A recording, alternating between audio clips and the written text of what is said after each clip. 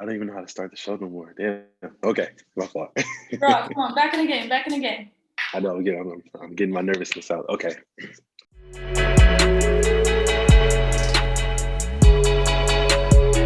Gossip Wine Podcast. What's good, people? This is the Gossip Wine Podcast, and today we have a very, very special episode. So, how are you, Miss Aya? I'm good, and Angeline is our guest today. Yes. Hi, Angelina, how are you, babe? Hey, I'm good. I'm great. I'm excited. I'm nervous, but I'm good. Thank you very Oh, much don't for be having nervous. time to join us. We are very excited to have you here, and we're ready to dive in. Corey? Yeah, so today we have Miss Angelina, right? Am I right? That's the right name. I don't want to get Yes, right. yeah. And she's in the music industry, so we're going to talk about the music industry with her, which I'm excited about because I have like cousins in the music industry, or they're trying to break into the music industry. Right.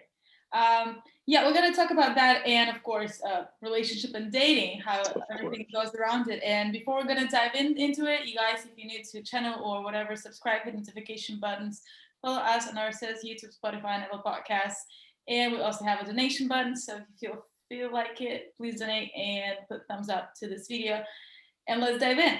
Angelina, would you mind tell us a little bit about yourself? You do music, so how did you start to do music, and what keeps inspiring you? And I know you're located in Berlin, right? Yes, right. So first of all, my artist name is Lilac, so I'm Lilac. And yeah, how I started. I actually started like 1.5 years ago.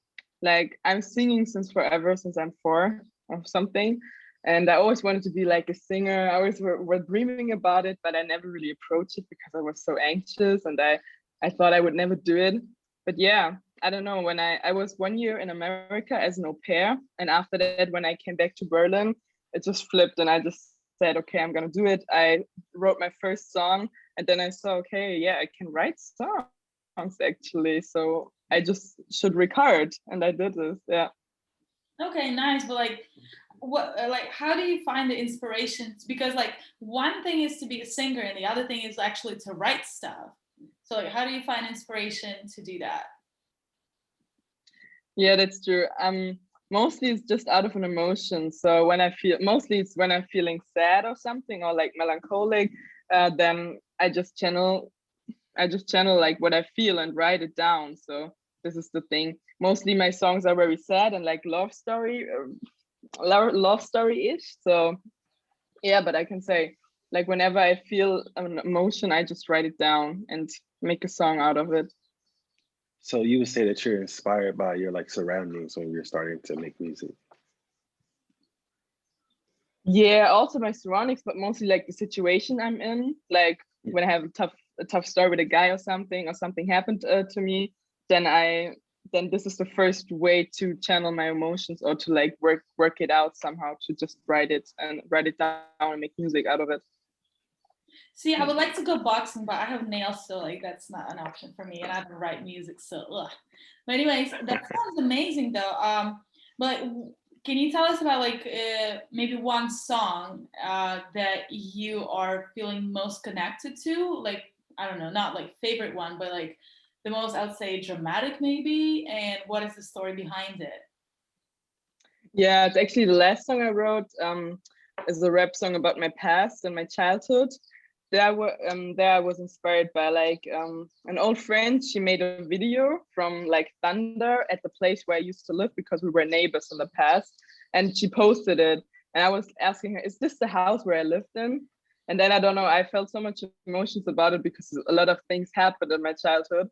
And yeah, then then I was like looking for a beat and found a beat which was really nice and which was hitting me. And yeah, then I wrote. And sometimes I don't even know, I'm just writing, and when I'm in the flow, then all the words coming to me and I'm just thinking, okay, well, where's this actually coming from? I'm writing it, it's like coming out of me without thinking. And yeah, I don't know, it's godly, I guess. Like if you got it from somewhere, from God, then it's just happening.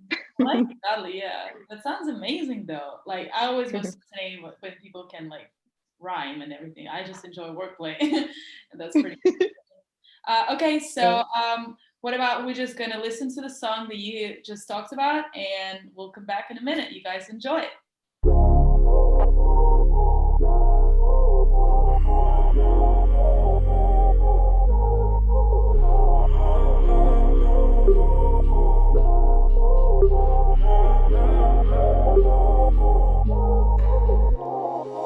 Ich geb dir keinen Einlass mehr in mein Herz, denn wenn ich dich reinlass, fühl ich nur Schmerz. Ich geb dir keinen Einlass mehr in mein Herz, wenn ich mich drauf einlass, läuft alles abwärts, abwärts, abwärts. Für dich alles ein Scherz, ein Scherz, ein Scherz.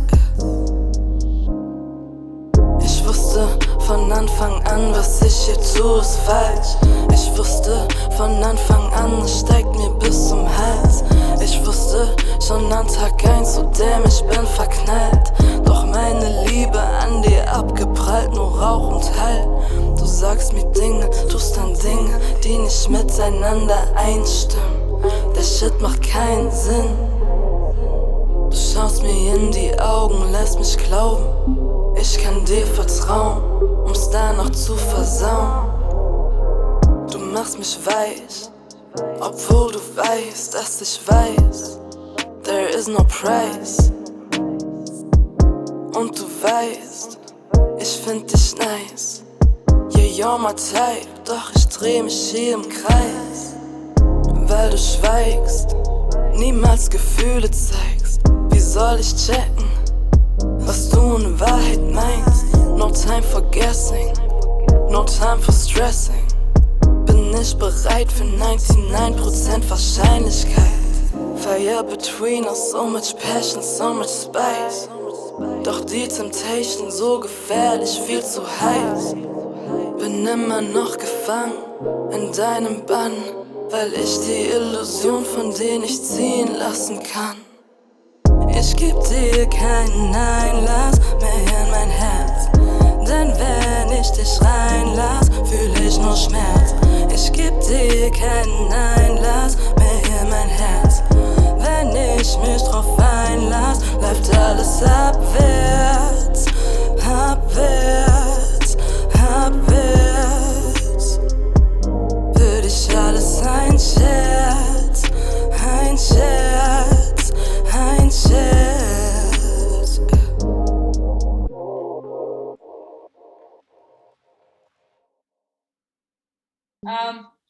As you mentioned before, Angelina, you said that you found a beat, right, for the songs and everything. So you, as we talked in private, you do search for any beats, but have you ever faced dudes who were like offering you beats maybe for something extra rather than money? Because that's what I've faced a couple times. Have you ever had any similar experiences as a woman? Honestly, that didn't happen until yet. I don't know what's gonna happen in the future, but I know there stuff like this is happening, but right now not. No, never got an offer like this. Okay. Yeah, so leading into my question, I was going to ask you, do you feel like, you're working in the music business, do you feel like it's sexist? Yeah, that's also really hard to say for me because I'm like also like very fresh into the music industry. And I mean, I know that it's like that a lot of like male rappers are leading the industry, but I think the females are like catching up, like internationally and in Germany also. So probably rationally said yes, but like what I feel is like the females are coming. Okay, but like, have you ever like felt like someone was like pressing you about your music more than, let's say, the guy? Like a similar example where Cardi B like has a lot of black or like Megan Thee Stallion about their songs, right? Like WAP, Thought Shit and stuff, where they're just like, how dare you? Like, have you ever like experienced that? Well, their songs are more like, WAP, but like just in general, like, oh, how dare you, like you're a woman, whatever, in the industry, like so far, or maybe heard like maybe your friends or whatever. I haven't experienced it myself, but I mean, I know that there are a lot of women which are not really confident to speak their truth, or like what they would love to bring out, because they feel like that it's not womanly. So yeah, actually, yeah, it's kind of sexist. And I would say especially like in the production area, it's very sexist, because they are like, I think 1% of female producers. I think this is also a big thing, that we women are very relying on men producing our music. Mm-hmm.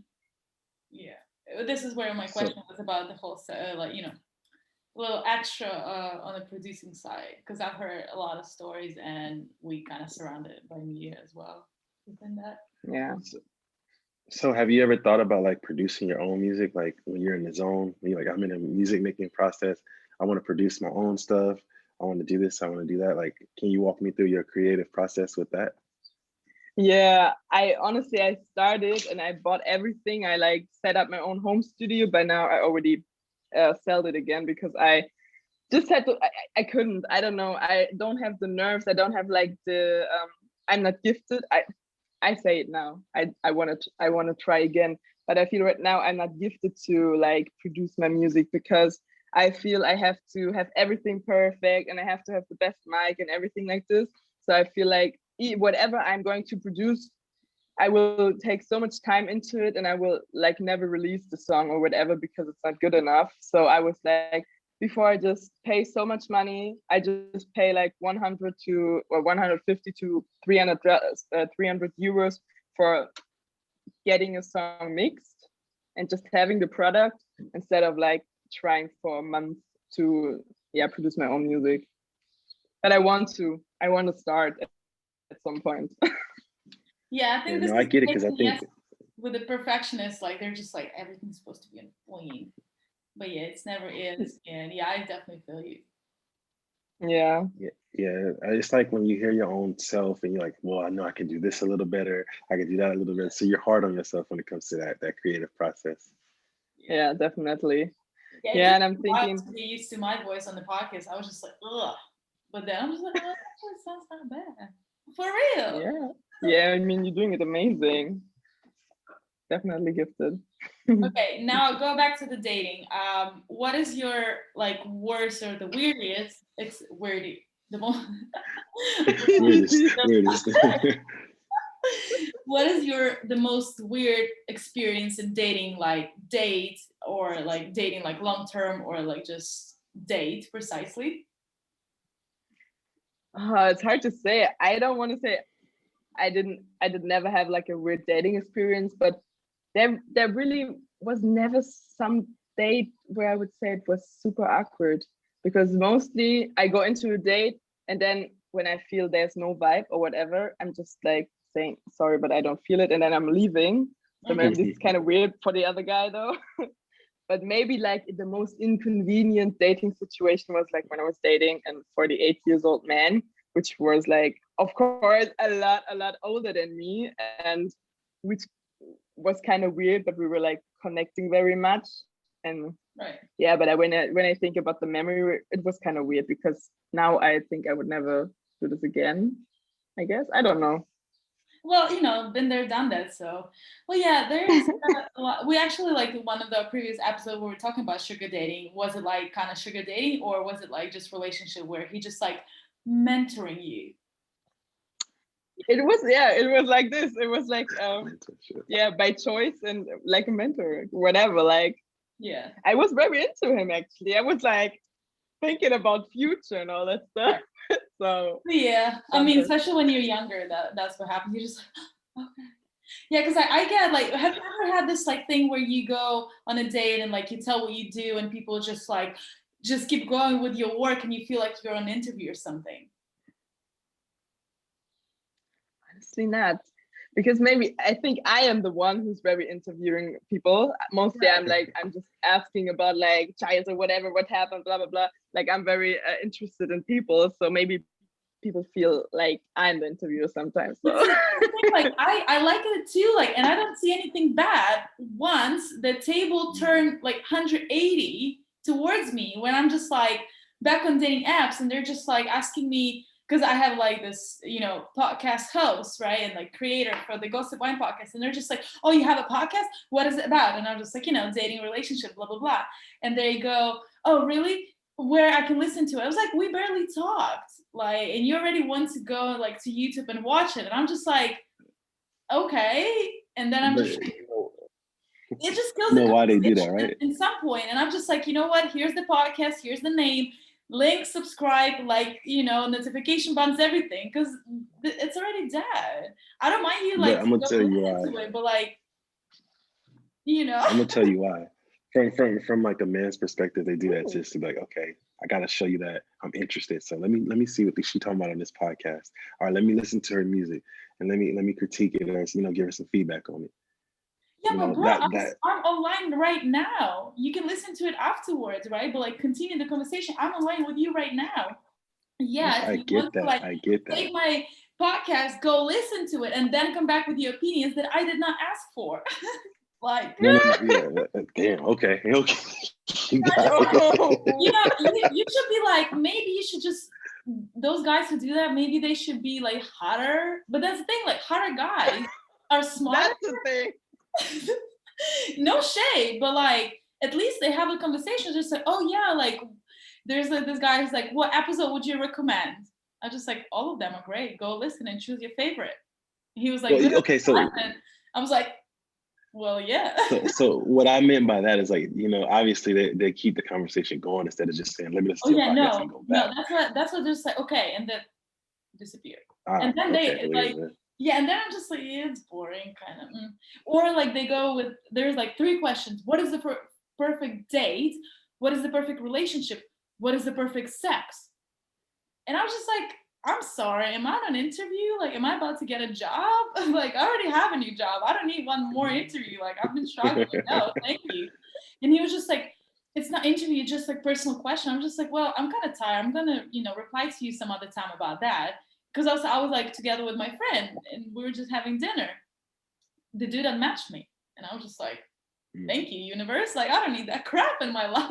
So it's like, just crazy though. But like, I'm probably the queen of the weirdest experiences. I'm very glad you did not have it. Cause like, me either. Yeah, it would be weird. But do you feel like maybe sometimes guys are like threatened by you being an artist because it's kind of a bad bitch vibe you're giving out there? I'm an artist, I'm creative, I don't need you because I have like my music and stuff. Have you ever felt like guys are like threatened by your creativity? I don't know if they're threatened by my creativity, but mostly by like my attitude, my personality, I guess. I mean, a guy would never say that straight to your face, but I feel like, yeah, I know I have like a presence and everything, and maybe for some guys it's too much and they're just like backing up. But you never know. I mean, it's also kind of arrogant to say it like this, because if a guy is not honest and is telling you it's just like your own theory. But I mean, we all know how it is with powerful women, Wait. What does that mean? What that mean? What that mean? We all know about what's that mean? Yeah, how am I going to put this in words? It's like guys are not so interested in a woman which is like loud and is speaking up for herself and is like very confident in the way she is. Oh, and no, maybe they're interested into like having the idea of woman like that, but then once they have it, they're just like, whoa, you too much. You should tell you be a nun, and bro. Yeah, kind of like. Yo, I'm a guy here. I could say honestly that y'all both right. Y'all both right. We like the concept. But then sometimes like, yo, it's a little too much. Thing to say to court. You're right. You got it. Okay, a question to you. Decories, right? Decories. Yeah. Okay.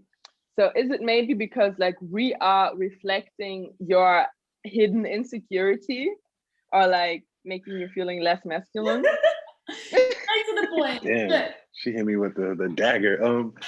I think it's I think it's probably making us feel like less masculine. And I say both. It can hit both your insecurities and your masculinity. Like if Do you you think have a it's like woman that, toxic masculinity, like male masculinity? Because like look at people like you should not be threatened by me posting my ass on the gram if my ass is coming to your bed. no, so I 100% agree with you on that. Like my thing is though, you post whatever you want to post on social media. You know what's right and what's wrong. And then especially if I'm taking a picture of you, I'm like, yeah, do it. You know, I'm gonna give you that empowerment. But Are you gonna be the one who's gonna go and report it afterwards? She's like, yes, baby. oh yeah. Of course. You get too many likes, I'm gonna report it. You're done. No, I'm just playing. No, I think that it just depends on the guy. If you guys don't have the conversations where you like, yo, this is how I'm strong-willed and I stick by my word, I think that's the guys will feel like, man, she's like overpowering me. She's more masculine than I am, or she has this big energy, you know. So it just depends. Yeah. Oh well. I mean, it is. So well. At the end, I guess we're all growing and making experience out of it. Yeah. Definitely. Yeah, I mean, this is definitely. like, you know, especially with everything that's coming out, like how we should behave, Lola. We've been told that for years and centuries now. And now that we finally take, not even like overpower, just like what's ours. And still, like, you know, we face a lot of hypocrisy where we post like whatever pictures we want of our buddies because it's ours. And we got like flashed by, you know, male friends or like cousins or whatever, or like boyfriends or situationship fuckboys opinion on whatever it is. However, this is a pure hypocrisy because dude is following like 172 accounts of guys who having accounts where they post OnlyFans and similar models, and they're like, you know, thrusting around like those pictures on Instagram and liking everyone, but like you bitch are not allowed to post that because, you know, you kind of like in whatever it is with your friends or, you know, relationship wise, whatever. Like Y'all just keep it. basically. And it's just like it's pure hypocrisy. Like, bro, the fuck. The thing is, you shouldn't have to be. Nobody should have to allow you to do anything when it's your social media. Exactly, You know but we kind of live in that time and basically where we kind of allowed men to do that as well. But it's not just men with that too. Women can Oh be yeah, that yeah, way yeah, too. definitely, yeah. But again, I think it's all coming from insecurities, though. So. Yeah. Angelina, now let's go back to the topic. Have you ever dated a musician, and how did it go with two creative, you know, souls or whatever? I never dated like in a romantic way a musician. I mean, I think he was thinking that we were dating, but for me it was mostly a friendship, and we're still in a friendship. Yeah, but all in all, like the whole situation was very, very creative, and we like what we were talking about because we have like same visions or like dreams. And yeah, it was very amazing. He's also very spiritual, so that was a really nice thing, and he taught me a lot. Yeah, and it was a good time. Okay, would you date a musician again? Hmm? Would you date a musician again? Yeah, definitely, but one I would be more attracted to. My question was, you know, when you start dating again and you date a musician, you think it would help you more creatively if you guys both like combine ideas and just throw out stuff? I think it can be amazing. Yeah, when I think about it like this, I would love to date a musician and have this experience. So I think it can be mind blowing. Yeah, I feel like, you know, people who, especially if you're in a relationship with another, like somebody does the same job, you can like just so many possibilities with, especially music, and then you guys are in love. I'm pretty sure that'd be like the best music you make, or even when you're having like the best time, you know? So she's like, oh, I think it'd be the perfect thing. Yeah, now I'm triggered. Yeah, I think he is great though. Huh? Yeah, I think so too. Yeah, it's great, like to be able to, be on the same level and, together with the person. Great. Like even like just in general creative people, I think it's just always fun. Yeah, like Jay-Z and Beyonce, they did their whole little album together. Yeah. Oh my God, yeah. Yeah. Definitely wishing you, girl, to have that one. Thanks. Like that would be fire, and you'd be like, "Oh, we have an interview with her." Yeah, definitely.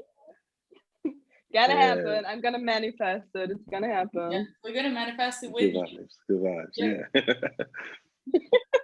Give you but the good vibes. in terms of you're just a musician with social media, though. Have you ever had any weird DMs, like people just, they're like a bunch of promotions, like go to my page, promote it there. But did you ever had any disgusting DMs in your social media, people offering you weird crap, like music industry wise? No, I just got an offer like for somebody which wanted to make beats for me, and it was like he was very chatty and all that stuff, and was asking questions, and I wasn't that interested. But that was like the only experience. But I had some crappy DMs, but they were not music related. So okay, but like what were they? It's like, I don't even know how to translate it in English. It's like, you nasty slut, I would like to I think you have to. Instagram harassment, yay! Love this. It's like I was getting super like horny, Sorry, babe. Like, yeah, that's horrible. Yeah, but I like. Those. No, me neither. I can't take that for serious at all. It's just like I don't think that I will ever really be triggered by like messages like this, because it's right. So it's boring. It's just boring. Yeah, it's very entertaining though. So yeah. But yeah, also kind of like I find it like super weird though, because like I'm just like The weirdest one that I had recently, well, like maybe like a month ago, it was this woman. She was like, "Oh, like you, as a model, la la la, would you like to be?" And it was like a very shady way to offer me to be like OnlyFans model, and I was just like, "Thank you very much. I'm not really interested." And that actually got me into thinking where I just removed like sex expert and dating expert from my Instagram, because this is how they find it, but like. And I'm just like, yeah, I'm over it. It's just like too annoying for me at some points. I'm just like, yeah, let me just take it like down and see what's happening. And actually, yeah, it's less and less people like approaching me with that request. I mean, I probably make tons of money, but yeah, I mean, damn the moral standards. I'd rather close my ass and like side boob to Riri to see me and launch me again to Savage Fenty. Maybe next time the model show. Anyways, thank you, Angelina, very much for taking time to talk to us. It was super fun. I hope you guys enjoyed it and learned a little bit more how it is to be a new artist and how many creep people there are we face daily. And that was Angelina, Decory, and the Ghosted White podcast. Thank you very much. Do all the things, subscribe, hit notification buttons, and that's a wrap. I cannot do shit. Thank you for the invitation. Thank you, baby. It was very amazing. Okay.